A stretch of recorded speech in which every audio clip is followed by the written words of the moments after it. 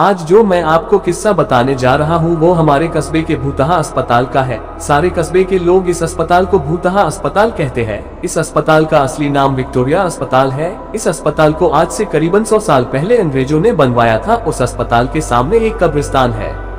मेरे दादाजी ने मुझे बताया था कि आज से 60 साल पहले इस अस्पताल में ऑपरेशन के दौरान एक लड़की की मौत हो गई थी। तब से उस लड़की की आत्मा उस अस्पताल में भटकती है।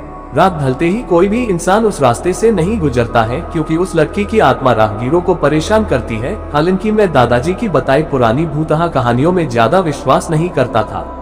एक रात मैं अपने दो दोस्तों अंकित और राजू के साथ रात को बाइक पर घूम रहा था। तभी मेरे एक दोस्त ने मुझसे विक्टोरिया अस्पताल वाले रास्ते से चलने को कहा।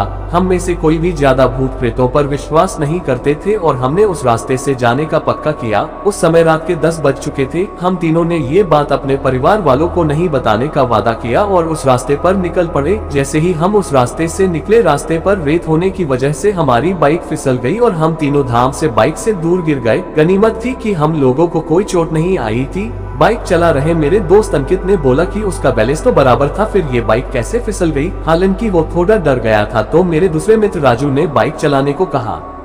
अब राजू बाइक चला रहा था। हम 1 किलोमीटर ही चले थे कि अचानक हमारी गाड़ी का टायर पंचर हो गया और गाड़ी की स्पीड तेज होने से गाड़ी इस बार फिर पिछली बार से भी दूर तक फिसलती गई। इस बार हमें कोहनियों और घुटनों पर थोड़ी चोट आई थी। अंकित फिर से बोला कि इस जगह में जरूर कोई गड़बड़ है, हम लोग वापस उल्टे चलते हैं। लेकिन मैंने और राजू ने उसकी बात नहीं मानी और बाइक उठाकर पैदल चलना शुरू कर दिया।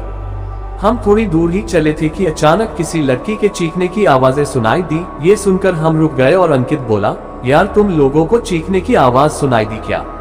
हमने उसकी बातों को अनसुना कर कहा कि कोई जानवर की आवाज होगी। 5 मिनट चलने के बाद फिर वही चीख फिर से सुनाई दी। इस बार तो हम दोनों को भी थोड़ा डर लगने लगा। हम तीनों ने वापस चलने के बारे में सोचा, लेकिन हम रास्ते के बीच में आ गए थे। पीछे चलने में 3 किलोमीटर और आगे चलने में 2 किमी और बाकी थे। हम लोगों ने आगे जाने का सोचा।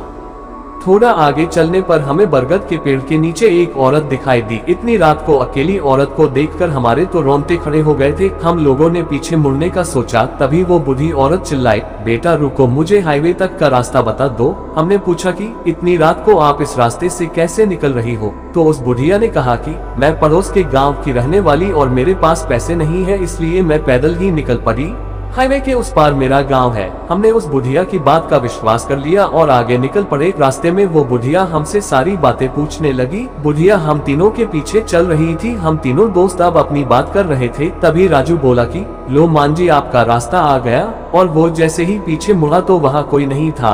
हम तीनों की तो सिट्टी पिट्टी गुल हो गई। हम बाइक को धक्का मारते हुए जोर से भागने लगे। भागते भागते अंकित ठोकर खाकर गिर गया और हमें जोर से चीखें सुनाई दी। हमने भी बाइक को वही पटक कर अंकित को साथ लेकर दौड़ने लगे और अस्पताल के पास कब्रिस्तान तक पहुंच गए।